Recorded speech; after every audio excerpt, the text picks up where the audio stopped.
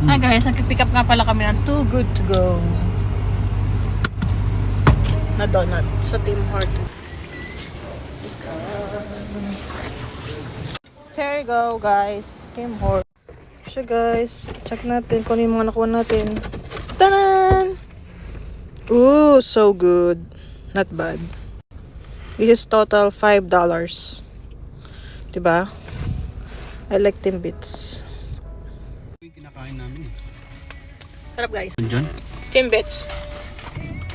Na. Then cookies. Cookies. Other cookie.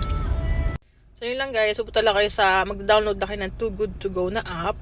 Tapos makikita nyo dun yung mga store na nagpapa-pick up ng mga Too Good To Go. Pwede dito sa St. John, more on Tim Hortons.